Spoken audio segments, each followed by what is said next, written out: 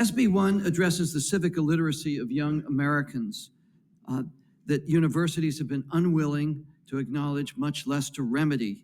Here's a sample from ACTA's recent multiple choice survey of over 3,000 college students.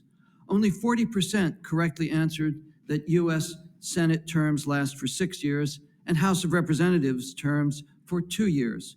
Just over 1/4 could correctly identify former Vice President Kamala Harris as the then president of the Senate.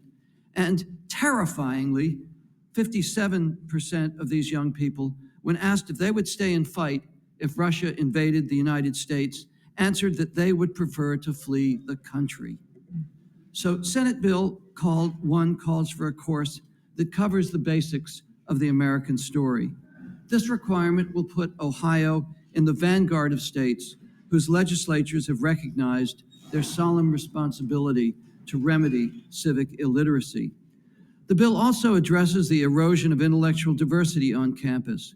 We are impressed that SB 1 echoes the American Association of University Professors' Principles of Academic Freedom, which admonish that faculty and staff shall encourage students to reach their own conclusions and not attempt to indoctrinate them. Senate Bill 1 wisely requires that student evaluations of faculty include a question on the professor's willingness to entertain different viewpoints and perspectives in the class. And it is very, very welcome to see that SB 1 calls for institutional neutrality. SB 1 addresses the danger of mandatory diversity statements. At far too many places, faculty hires depend on the candidate's diversity statement. At Berkeley, the hypothetical answer, I always invite and welcome students from all backgrounds to participate in my research lab, would likely end the applicant's eligibility. Mandatory diversity statements evoke the troubled era of the Red Scare. They violate American values. SB 1 stipulates post-tenure review. Failure to have meaningful post-tenure review hurts students and injures the reputations of dedicated faculty who work hard to keep high professional standards.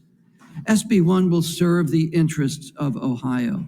It will also serve as a model for other states that look for guidance. My Wolverine doctorate notwithstanding, I'm here in admiration of what the Buckeye State is doing.